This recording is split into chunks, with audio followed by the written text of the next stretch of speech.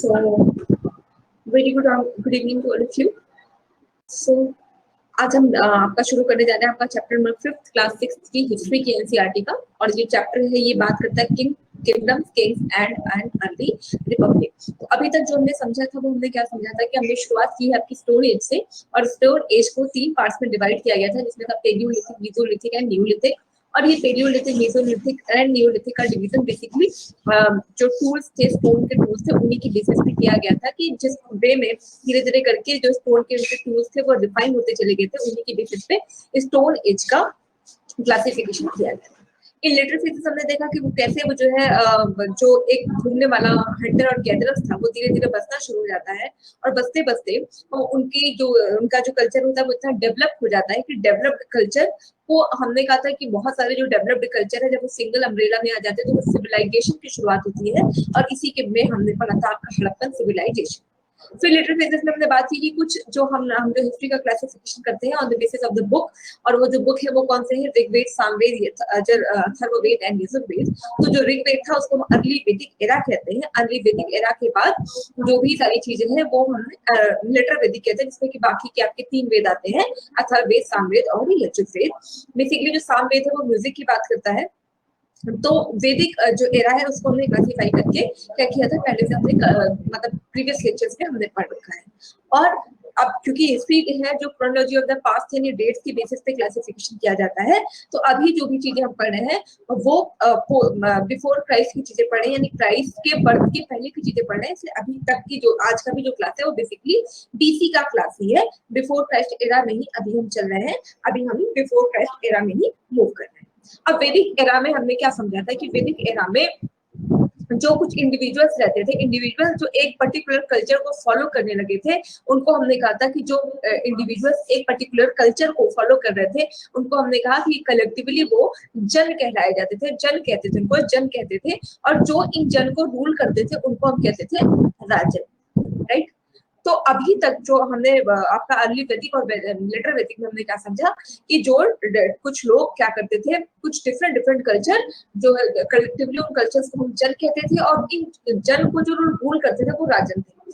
अब ये जो रूलिंग एंड नॉन रूलिंग का कंसेप्ट है वो क्या है, तो वो ये है कि पहले क्या था, हमने समझा था कि वो हंटर एंड गैदरर्स के बाद जब धीरे धीरे फैमिली और सोसाइटी का कंसेप्ट आया तो लोगों ने क्या किया, अपना एक रूलर सिलेक्ट करना शुरू कर दिया। और ये जो रूलर था बेसिकली हमने प्रीवियस चैप्टर में ये भी समझा कि वहां पे वॉर हुआ करते थे, जो रूलर्स हैं उनके पास एक आर्मी बनने लग गई थी, ठीक है, आर्मी होने लगी थी, सोसाइटी का कंसेप्ट आ गया था। अब इसका मतलब कि राजा को कहीं ना कहीं पावरफुल होने के लिए टैक्सेस की भी जरूरत पड़ने लगी थी, वो टैक्स कलेक्ट करने लगा था। और जो हमने पढ़ा था कि वॉर होती थी, वॉर के पीछे भी 2 रीजन थे, या तो वॉर लैंड के लिए हुआ करती थी या काऊ के लिए हुआ करती थी, राइट। अब काऊ और हॉर्स को एक स्पेशल सिग्निफिकेंस भी वैदिक एरा में मिला हुआ था, काऊ को और हॉर्स को। इसीलिए जो हमने एक फ्रेज देखा था जिसमें विश्वामित्र किसको, रिवर्स को बोलते हैं कि आप जैसे काऊ और हॉर्स लोगों को पालते हैं, लोगों की रक्षा करते हैं, same way oh my dear river आप भी क्या करो, लोगों को सर्व करिए और पालिए। तो यहाँ पे जो टैक्स जो हमने पहले पढ़ा है वो टैक्स का जो कलेक्शन राजा करता था, जो राजन के पास टैक्स आते थे बेसिकली एक गिफ्ट के फॉर्म में होते थे कि लोग अपना क्रॉप दिया करते थे, जो क्रॉप जो भी उनका प्रोड्यूस हुआ करता था उस वे में उनके पास क्या जाता था, उनके पास टैक्सेस राजा के पास जाया करते थे। लेकिन अभी जो ये टैक्सेस है वो वॉलंटरी बेसिस पे थे, अभी इन पे कोई कंपल्शन नहीं था। तो हम क्या बात कर रहे थे कि शुरू में जो इंडिविजुअल कल्चर्स हैं उनको हम क्या कहते थे, जन कहते थे। और धीरे धीरे जब बहुत सारे जन एक जगह पे इकट्ठे होने लगे, जन जन जन बहुत सारे जन, इन्हीं को हमने कलेक्टिवली कह दिया जनपद, ठीक है। इन्हीं जन को कलेक्टिवली हम कहते हैं जनपद। और इन्हीं जनपद के बाद जो इन जनपद का एक्सपेंशन है, जो जनपद जब और रिफाइंड और डेवलप्ड फेज में आते हैं तो यही जनपद आपके बन जाते हैं महाजनपद। अब बेसिकली जो टाइम फ्रेम है वो कब का टाइम फ्रेम है, तो हमने कहा था कि history the chronology of past, dates की बेसिस पे हम हिस्ट्री को क्रोनोलॉजिकली क्या कर रहे हैं, डेट्स की बेसिस पे समराइज करने की कोशिश कर रहे हैं। तो ये जो बेसिकली समय है वो लगभग आपके 600 बीसी का है। 600 बीसी मतलब बिफोर क्राइस्ट का एरा है, तो 600 बीसी के में जो है टाइम में चल रहे हैं। और यहाँ पे जो आज हम बात करने जा रहे हैं वो आपके 16 महाजनपद की बात करने जा रहे हैं। ये हमने जो एकदम बिगिनिंग इनिशियल क्लासेस में भी हमने समझा था कि चैप्टर 5 बेसिकली बात करता है 16 महाजनपद की। तो ये कांसेप्ट कैसे आया, जन से जनपद और जनपद से महाजनपद बने, ठीक है। आ जाते हैं आपके बुक पे। आपके चैप्टर पे, तो चैप्टर कह रहा है कि धीरे धीरे जो यहाँ से ये बता रहे कि धीरे धीरे जन का कंसेप्ट कैसे आया, और ये जो जन को रूल करने वाले थे वो थे उनके राजा। राजा को जो राजा थे, जो किंग्स थे, वो क्या करते थे कि अब इनको जो है, जब जो किंग थे उनको अपने पावर को एनहेंस करना था, और ज्यादा इम्प्रूव करना था, और ज्यादा पुल करना था अपने पावर्स को, तो वो डिफरेंट डिफरेंट काइंड के सेक्रीफाइस किया करते थे। सेक्रीफाइस का क्या मतलब है, जैसे अभी हम लोग करते हैं ना, हवन करते हैं, यज्ञ करते हैं, सेम वे जो राजा थे उस टाइम के, मतलब कि आपके 600 BC वाले में, तो ये क्या कर रहे हैं कि अपने पावर को वो बड़ा करने के लिए, पावर को एक्सपेंड करने के लिए ये भी बहुत सारे सेक्रीफाइसेस कर रहे हैं। और ये सेक्रीफाइसेस में एक सेक्रीफाइस की बात कर रहे हैं जिसको कहते हैं अश्वमेध यज्ञ। और यहाँ पे सेक्रीफाइस किसका हो रहा है, अश्वमेध में हॉर्स की सेक्रीफाइस करने की बात की है। बेसिकली क्या होता था कि अश्वमेध यज्ञ में जो किंग होता था वो अपने अपने हॉर्स को, मतलब एज अ सिंबल अपने हॉर्स को छोड़ दिया करता था, और वो जो हॉर्स है वो डिफरेंट डिफरेंट राजाओं की टेरिटरी में एंटर करेगा।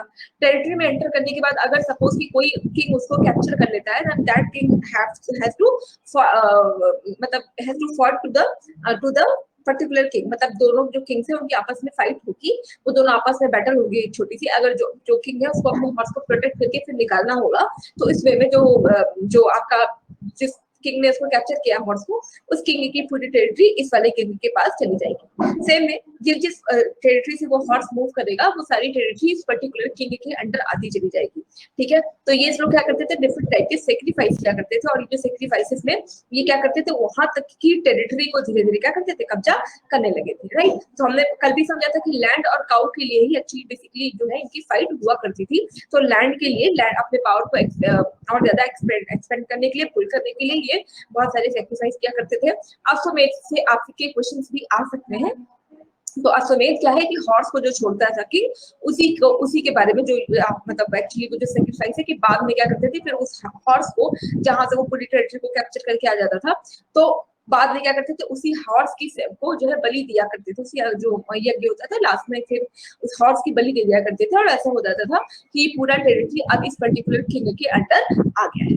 राइट, अब यहाँ पे बात की जा रही है वर्णा सिस्टम की। तो ये वर्णा सिस्टम क्या है, तो वर्णा सिस्टम हमने क्या समझा था कि पहले के टाइम में कि अभी जैसे मॉडर्न इंडिया में हमने एक वर्ड सुना है कास्ट।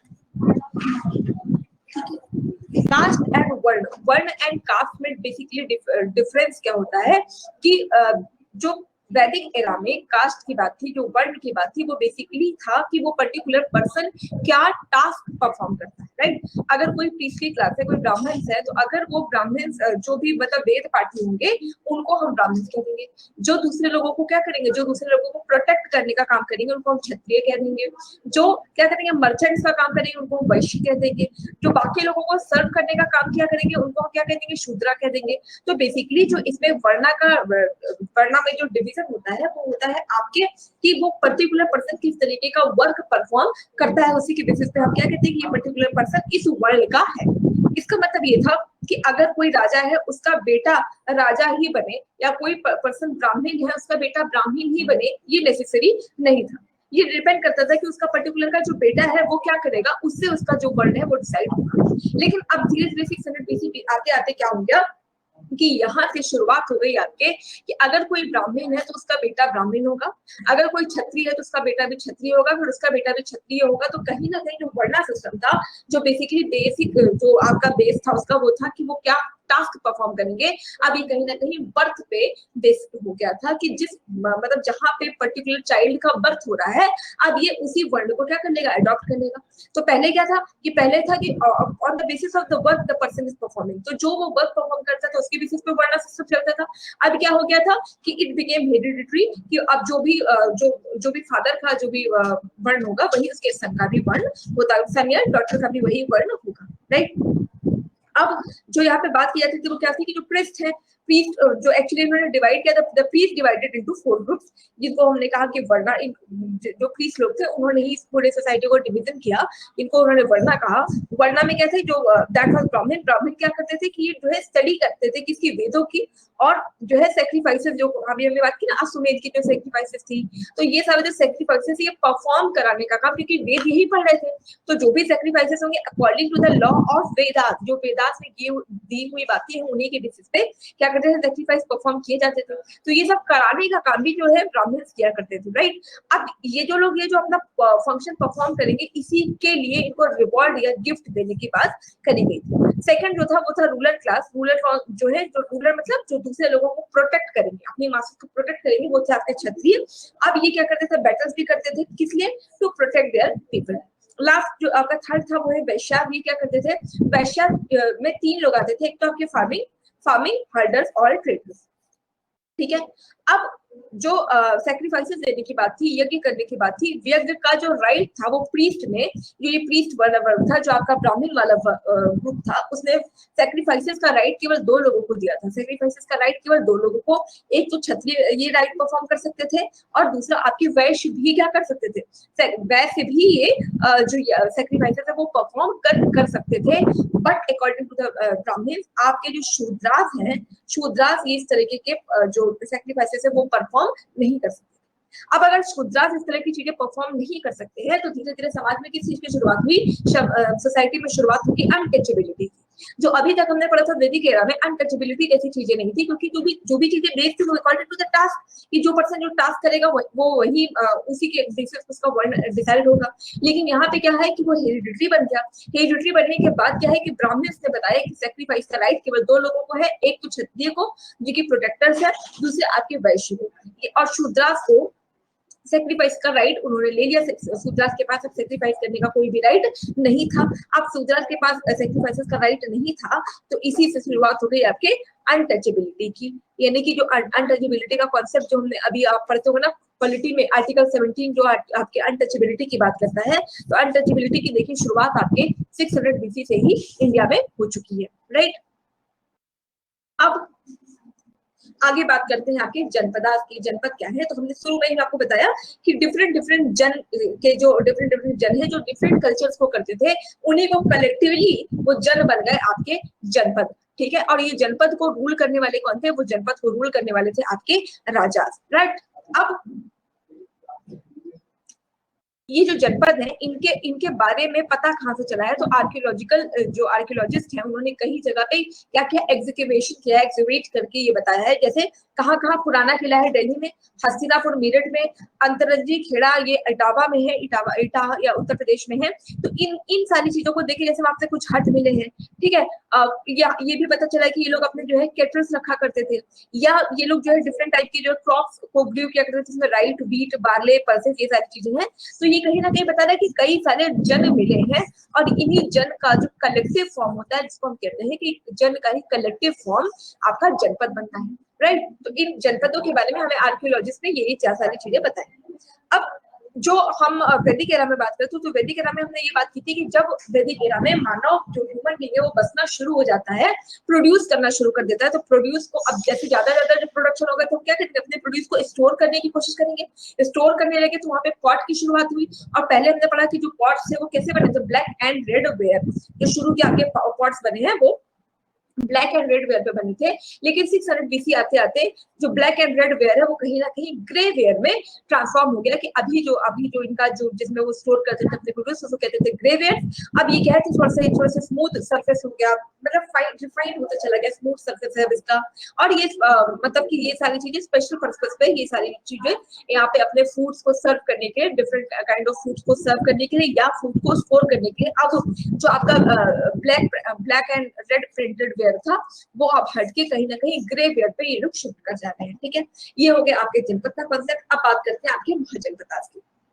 तो महाजनपदास के बारे में क्या है कि यही जनपद बाद में ट्रांसफॉर्म होते हैं, ग्रू करते हैं, तो यही जनपद आपके बन जाते हैं। यही जो जनपद है ये आपके कहीं ना कहीं क्या बन रहे हैं, महाजनपद। और इसमें से कुछ जनपद जो 16 महाजनपद है, इनकी लोकेशन आपके मैप में दी हुई है, और तो अभी ये प्रॉपर्ली विजिबल नहीं है, फिर भी आप देखिए तो ये है आपका अवंती। और बेसिकली ये जो भी महाजनपद है, इनका जो कंसेंट्रेशन आप देखेंगे तो वो नदर्न इंडिया में है, ना कि सदर्न इंडिया में। तो बेसिकली जो 16 महाजनपद है ये आपके नदर्न इंडिया में ही फोकस है। जैसे यहाँ पे है आपका काशी, ये है आपका राजगीर, ये है आपका मगध, राइट। तो अब बेसिकली यही जो है आपकी 16 महाजनपद है। इसमें जो है बताया जा रहा है कि महाजनपद में जो जनपद से ही रिफॉर्म होकर आपके महाजनपद बने हैं। महाजनपदों में हमने कॉन्सेप्ट देखा है फोर्ट्स का, कि वो लोग क्या करते थे, अपनी फोर्ट्स बना लिया करते थे, किले बना लिया करते थे। अब इसके पीछे का क्या रीजन है, why they had made the forts? तो इसके लिए जो एनसीईआरटी वो बताती है कि क्या था कि जब जो जनपद है वो आपस में फाइट करते रहते थे। फाइट क्यों करते थे? Again for the expansion of their territory. वो सोचते थे कि मैक्सिमम टेरिटरी हमारे अंडर आ जाए तो मेरे पास बहुत सारा लैंड हो जाएगा। जब बहुत सारा लैंड होगा तो प्रोड्यूस भी बहुत सारा अपने आप क्या हो जाएगा कि प्रोड्यूस भी अपने साथ ज्यादा बहुत ज्यादा बढ़ जाएगा, क्योंकि लैंड हमारे पास ज्यादा आ जाएगी, राइट। तो अब यहाँ पर शुरुआत होगी फोर्स की, क्योंकि क्या करते थे ये दोनों आपस में, मतलब जो जनपदास थे, महाजनपदास थे, ये आपस में फाइट करते रहते थे। अब फॉर देयर प्रोटेक्शन, तो पहली बात थी कि प्रोटेक्शन के लिए अब इनको पता होता था कि चारों तरफ से अगर कहीं ना कहीं फोर्स का पता होता है कि आउटलाइन कर देना। अगर सपोज कि ये मेरी टेरिटरी को मैं आउटलाइन कर दूं तो मैंने क्या कर दिया, फोर्टिफिकेशन कर दिया, राइट। तो कहीं ना कहीं अपने फोर्स के प्रोटेक्ट करने के लिए।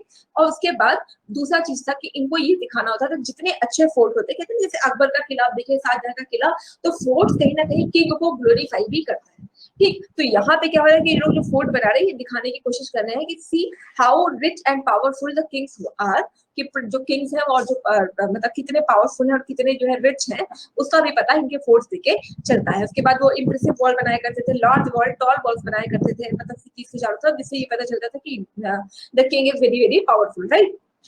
अब उसके बाद कि अब जब जितने एरिया को ये फोर्टिफाइड कर देंगे तो इसका मतलब ये था कि जितने लोग उस पर्टिकुलर, जैसे मान लीजिए कि इस पूरे लैंड को इन्होंने फोर्टिफाई कर दिया, तो इसके अंदर जितने लोग भी रह रहे हैं वो कहीं ना कहीं इसी किंग के सबऑर्डिनेट है, इसी किंग के जो है, जो किंग है वही इनको रूल करता है। जिससे भी जो पता चलता है वो क्या है कि इनकी जो स्ट्रेंथ है वो बहुत ज्यादा है, क्योंकि इतने लोगों को, इतने मास को पर्टिकुलर किंग क्या कर रहे हैं, रूल कर रहे हैं। अब इन्होंने ये भी बताया है इसको जो बनाया गया था वो क्या था, ब्रिक्स की हेल्प से बनाया गया था, स्टोन्स की हेल्प से जो है इन चीजों को बनाया गया है। तो इसका मतलब ये था कि जब इस तरीके की चीजों को आप बनाएंगे तो उसमें बहुत सारे लेबर की जरूरत होगी, लेबर बहुत सारे लगे होंगे, बहुत सारा वेल्थ भी लगा होगा। तो इसका मतलब ये है कि जो किंग जो पहले वो जो टैक्स लिया करते थे, वो जो टैक्सेस का यूज है वो कहीं ना कहीं, अगर इतनी ज्यादा आप बिल्डिंग्स बनाएंगे तो आपको दो चीजों की जरूरत होगी, एक तो लेबर की और दूसरा है कैपिटल या टैक्सेस की। तो इसका मतलब यहाँ पे जो लेबर है उनकी भी शुरुआत हो रही है, लेबर मतलब जो बाकी लोगों के लिए काम करेंगे उनकी भी शुरुआत हो रही है, राइट। अब यहाँ पे बात हो रही है टैक्स सिस्टम। ये टैक्स सिस्टम क्या है, तो पहले हमने क्या समझा कि वैदिक era में क्या था टैक्स सिस्टम। ये टैक्स सिस्टम में राजन थे, राजन को टैक्स दिया करते थे, although that tax is not mandatory but voluntary. जो पहले जो टैक्सेस थे वैदिक era में, वो जो सारे टैक्सेस थे वो वॉलंटरी बेसिस पे थे, ना कि मैंडेटरी थे। लेकिन अभी क्या है कि अभी देखिए उनको क्या क्या करना है, जो किंग है वो एक तो अपनी पावर बढ़ाने के लिए बहुत सारे सेक्रीफाइसेस कर रहे हैं। सेक्रीफाइस करने के बाद ये क्या कर रहे हैं, अपने जो भी एरिया है इनको फोर्टिफाई कर दे रहे हैं, फोर्टिफिकेशन कर रहे हैं, यानी फोर्ट्स बना रहे हैं। फिर इसके बाद अब ये लोग वॉर करेंगे तो वॉर करने के लिए किसकी जरूरत होगी, आर्मी की। तो इन दो रीजन की वजह से इनको क्या जरूरत है कि बहुत ज्यादा से ज्यादा इनके पास क्या है, मोर एंड मोर रिसोर्सेज की, ठीक है।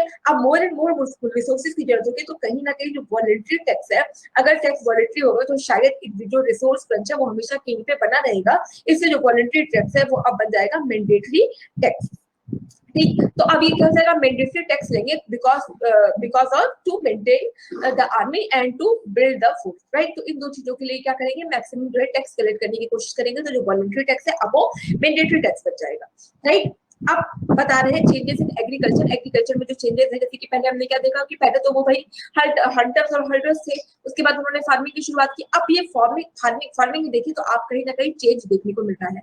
अब क्या है कि अब क्योंकि मान लीजिए कि किंग को भी इनको जो है टैक्सेस वगैरह देना पड़ रहा है, तो अब इनको जरूरत है कि मैक्सिमम जो है प्रोड्यूस को कैसे मैक्सिमम से मैक्सिमम प्रोड्यूस को क्या किया जाए, प्रोडक्शन किया जाए, बहुत ज्यादा प्रोडक्शन हो जाए। तो यहाँ पे शुरुआत हो रही है आपके प्लाउ शेयर्स की। वो जो हल होता है ना, तो पहले जो हल थे, जो प्लाउज थे, वो एक्चुअली वुडन के हुआ करते थे। तो जब वुडन का प्लाउ होगा तो उतना ज्यादा प्रोडक्शन हो नहीं रहा था। लेकिन जैसे आपका महाजनपद वाला era था, 600 BC आता है, तो उस वुडन प्लाउशेयर को रिप्लेस कर लिया आयरन के प्लाउशेयर से। और जैसे ही ये जो आयरन के प्लाउशेयर्स आ गए तो ये क्या हो गया था कि जो क्लेई सॉइल होता है ना, एक्चुअली सॉइल क्लेई है, तो क्लेई सॉइल में जब आयरन जाने लगा तो उसने क्या किया कि जो आयरन है वो क्या करेगा, मैक्सिमम लेवल पे जो है होता है ना, आपकी जोत कर देते हैं, तो मैक्सिमम जो है जोत किया जाना पॉसिबल हो पाया with the help of that iron ploughshares. अब जब इस तरीके से जोता जाएगा खेतों को, तो कहीं ना कहीं प्रोडक्शन क्या हो जाएगा, बढ़ जाएगा। दूसरी चीज क्या हुआ, शुरुआत हो गई आपके ट्रांसप्लांटिंग पैडी की। पैडी कल्टीवेशन में क्या डिफरेंस है कि पहले क्या होता था कि वो लोगों को जब भी फार्मिंग करनी होती थी वो सीड्स को लेके स्प्रिंकल करते थे ना, सीड को लिया और स्प्रिंकल कर दिया, उससे जो है जो भी उनका प्रोड्यूस होता था हो जाता था। अब लेकिन पैडी कल्टीवेशन में क्या होता है कि आप पहले ही कहीं पे सैपलिंग्स को उगा लोगे, ठीक है। जब सैपलिंग्स आ जाती है, जो आपने देखा होगा कहीं पे, जब जो पैडी कल्टीवेशन होता है कैसे होता है कि सैपलिंग्स को पहले ग्रो कर लिया जाता है, बाद में उन सैपलिंग्स को जो आपका वो होता है ना खेत, जो भी आपका फार्मलैंड होता है, वहां पे उन उगी हुई सैपलिंग्स को फिर क्या करते हैं, ट्रांसप्लांट कर देते हैं। फिर इससे क्या हो जाता है कि जो प्रोडक्शन है वो आपका मैक्सिमम आने लगता है। तो सेम वे अभी भी हम क्या करते हैं, राइस का जो कल्टीवेशन है वो सेम वे में ही करते हैं। तो पैडी कल्टीवेशन की शुरुआत हुई, इसने प्रोडक्शन को क्या कर दिया, बढ़ा दिया। अब यहाँ पे बात कर रहे हैं कि दास और दासियों की, कि कुछ लोग ऐसे होंगे भाई, कुछ तो ऐसे हैं कि जिनके पास अपने लैंड है, वो अपने अपने लैंड में चीजों को उगा रहे हैं। जैसे हमने देखा कि राजन जैसे लोग भी आ रहे हैं, तो राजन आ रहे तो बहुत सारे मंत्री और जो लोग होंगे जो राजन के पास काम करेंगे, राजा के पास काम करेंगे, वो लोग भी हैं। अब कुछ लोग ऐसे भी हैं यहाँ पे, अब यानी कि आप देखिए जो सोसाइटी का कहीं ना कहीं क्या दिख रहा है आपको, स्ट्रेटिफिकेशन ऑफ द सोसाइटी, कि एक किंग हो गया, एक वैश्य हो गए, एक आपके क्षत्रिय ब्राह्मण्स हो गए, और कुछ यहाँ पे जो लैंडलेस लेबरर्स हैं वो भी सामने आ रहे हैं। एग्रीकल्चर लैंड अब इनके पास नहीं है, तो ये क्या करेंगे, बाकी लोगों के लैंड पे जाके काम करेंगे, राइट। तो ये लैंडलेस लेबरर्स हैं जो बाकी लोगों के लैंड पे काम करते हैं। बेसिकली इनके लिए जो वर्ड एप्रोप्रिएट वर्ड रखा गया था वो तो कम्माकारास क्या करते थे कि लैंडलेस लेबरर्स है जो बाकी लोगों के लैंड पे काम करते थे। यानी 600 BC एक ऐसा टाइम है जहां पे आपके समाज में, मतलब सोसाइटी में स्ट्रेटिफिकेशन भी देखा जा रहा है। तो अभी तक जो क्या था, इक्विटी बेस्ड जो सोसाइटी थी, अब वो इक्विटी बेस्ड वाली सोसाइटी कहीं ना कहीं टूटना शुरू हो रही है। तो यहाँ पे हमने कहते हैं कि सोसाइटी में अब आ गया है स्ट्रेटिफिकेशन। अब यहाँ पे स्पेशली ये लोग बात करते हैं कि आपके मगध की, मगध जो आपका धनानंद वाला एरिया था, बाद में जो चंद्रगुप्त मौर्य आते हैं वो इसी मगध से क्या करते हैं, पूरे इंडिया को कंसोलिडेट करते हैं। तो पहले देखते हैं इनिशियल फेज में 600 BC में मगध के बारे में क्या समझाया गया है। तो जितने भी आपके 16 महाजनपद हैं, इन 16 महाजनपद में से जो आपका मगध है वो सबसे ज्यादा पावरफुल बनके इमर्ज करता है। जो मगध है वो सबसे ज्यादा पावरफुल बनके जो 600 मतलब 600 BC में जो भी 16 महाजनपद है, इनमें सबसे ज्यादा अगर कोई पावरफुल बनके निकलता है तो वो था आपका मगध। अब इसके पीछे का क्या रीजन है, क्योंकि जो मगध है, अगर आप मैप में इसकी लोकेशन देखिए, although that is not visible property, तो भी अगर आप समझे तो ये है आपका मगध वाला एरिया। तो ये जो मगध वाला एरिया है, बेसिकली इसके पास प्रॉफिट क्या कहते हैं कि मगध वाले एरिया के पास बहुत सारी पेरिनियल रिवर्स भी आके मिलते थे। अब वो पेरिनियल रिवर कौन कौन से हैं, जैसे गंगा है, सोन है, ये पूरे मगध में क्या करती थी, फ्लो होके बहती थी। अब हमने क्या देखा था कि अर्ली सिविलाइजेशन भी कहाँ बची है, जहाँ पे रिवर्स है। तो रिवर्स अगर आपके पूरे एरिया में ही बह रहे, तो आपका पूरा का पूरा जो लैंड है वो फर्टाइल लैंड है। आपको अपने फार्मिंग के लिए कभी भी मॉनसून पर डिपेंड नहीं होना पड़ेगा। तो जो ये रिवर्स, जो पेरिनियल रिवर्स है, हमेशा इसको फर्टाइल बना के रखनी है। तो यहाँ का जो प्रोड्यूस है वो बहुत ज्यादा हो रहा था। सेकंड चीज क्या है कि अगर रिवर होगा, जब रिवर वहां पे है तो रिवर का यूज आप कर सकते हैं ट्रांसपोर्ट के लिए, वाटर सप्लाई के लिए, और अपने प्लांट को मतलब अपने लैंड को फर्टाइल बनाने के लिए। तो जब ट्रांसपोर्ट के लिए यूज होगा तो एक तो इनके पास प्रोड्यूस बहुत ज्यादा हो रहा है, प्रोड्यूस हो रहा है, उसके बाद ट्रांसपोर्ट करके ये क्या करे, अपने प्रोड्यूस को एक जगह से दूसरी जगह भी पहुंचा पा रहे हैं, एक जगह से एक प्लेस दूसरी प्लेस पे अपने प्रोड्यूस को पहुंचा पा रहे हैं। तो इससे क्या होगा कि जो इनको वेल्थ कलेक्शन है वो भी बहुत ज्यादा होता जाएगा, दूसरी जगह से भी क्या करेंगे, पैसे कलेक्ट कर लेंगे। उसके बाद जो कहीं ना कहीं जो रिवर्स है वो आपको एक फोर्टिफिकेशन भी, एक नेचुरल फोर्टिफिकेशन भी देते हैं कि चारों तरफ से क्या करते हैं, फोर्टिफाई कर देते हैं जो रिवर्स है, कि अगर किसी को भी आग तक आना होगा तो ये जो रिवर्स है कहीं ना कहीं बफर का काम करते हैं। तो बाकी लोग, बाकी जो अदर जनपद है वो इनके ऊपर क्या करेंगे, कभी भी हमला करने में थोड़ा सा सोचना पड़ेगा उनको, या बहुत ज्यादा प्रिपरेशन करके आनी पड़ेगी। सेकंड चीज क्या है कि मगध एक ऐसा एरिया था जो फॉरेस्ट से घिरा हुआ था। अब इसी फॉरेस्ट से इनको मिल गए एलिफेंट्स। आपने देखा होगा पुरानी जो मूवीज है कि जो वॉर वगैरह होते तो एलिफेंट का यूज होता था। अब मगध के पास जो है एलिफेंट उन्होंने फॉरेस्ट से पकड़ लिया। अब एलिफेंट में क्या होगा कि मान लीजिए कि कोई किंग है वो बैटल में जा रहा है, तो अब एलिफेंट के नीचे कितने लोग कुचल कुचल के मार दिए जाएंगे ना। तो एलिफेंट क्या है, कहीं ना कहीं जो वेल्थ में आपको एज दे देगा, वेल्थ सॉरी वॉर में आपको एज दे देगा, कि जब आप वॉर में जाएंगे with the help of elephant, तो कितने लोगों को तो एलिफेंट ही आराम से किल कर पाएगा, और ऊपर से आप थोड़े ऊंचे पे रहोगे, तो हो सकता है कि जो सामने वाले के का जो भी कुछ भी होगा, तो आप आराम से ऊपर से क्या कर सकते हैं, एक सर्विलांस भी रख सकते हैं। तो अब जो मगध के जंगल, वहां से इनको बहुत सारे एलिफेंट मिले। उसके बाद इससे क्या किया गया, इन्होंने अपनी आर्मी को अच्छा खासा, इनकी जो आर्मी है वो ट्रेंड आर्मी हो गई। उसके बाद यहाँ पे जो फॉरेस्ट थी, क्योंकि फॉरेस्ट मिले थे, तो इस फॉरेस्ट का यूज इन्होंने हाउसेस को, अपने जो किले बनाते थे और जो घर बनते थे, उसमें भी इन फॉरेस्ट से मिलने वाली लकड़ियों का प्रॉपर वे में यूज किया गया। चैरियट्स बनाए गए, चैरियट मतलब जो रथ है वो बनाए गए, रथ के पहिए वही सब उस लकड़ी से बन जाया करते थे। इसके अलावा यहाँ पे मगध में मिली आपकी आयरन ओर। अब ये आयरन ओर अभी हमने समझा कहाँ पे यूज होता था, प्लाउशेयर्स में। तो यही आयरन ओर से एक तो बहुत सारे टूल्स बना लिए गए, वो तलवार और ये सारी चीजें भी बनाने के। इसके अलावा जब प्लाउशेयर्स बन जाएगा इसे आयरन ओर का यूज करके, तो जो आपने अभी हमने समझा वुडन वाला था तो उससे जो है जोत करने में प्रॉब्लम होती थी, लेकिन आयरन का रहेगा तो बहुत अंदर मतलब सॉइल को डिग करेगा, जिससे जोत करने में आपकी जो हमारा जोत करना है कंपैरेटिवली इजियर हो जाएगा, जिससे क्या हो जाएगा, प्रोड्यूस भी बढ़ जाएगा, ठीक है, वेपन भी बन गए। तो कहीं ना कहीं नेचुरल चीजें जो थी, नेचुरल चीजें इसने इसको बेनिफिट कर दिया मगध को। तो इस जो मगध है वो बाकी जितने भी थे उनमें से एक पावरफुल रूलर बनके ये निकलता है। इसके अलावा जो कुछ यहाँ के जो लीडर्स थे, कहते हैं लीडर्स वो होते हैं कि जैसा लीडर करता है बाकी सब लोग उसको फॉलो करते हैं। तो Magadh was blessed with the great leaders. तो वहां पे जो है बिंबिसार और अजातशत्रु जैसे रूलर्स आते हैं। अब जो रूलर्स एक्चुअली रूलर्स क्या होता है, जो पॉलिसी अगर रूलर ढंग की पॉलिसी बनाएगा तो आपकी ग्रोथ अपने आप बढ़ती चली जाएगी। जैसे कहते हैं ना कि टीपू एक बार आपके नेपोलियन बोनापार्ट ने कहा था कि अगर 100 शेरों का लीडर एक कुत्ता होता है तो सब कुत्ते की मौत मारे जाते हैं, और अगर कहीं 100 शेरों का लीडर 100 कुत्तों का लीडर एक शेर होता है तो सब शेर की तरह लड़ते लड़ते मर जाते हैं।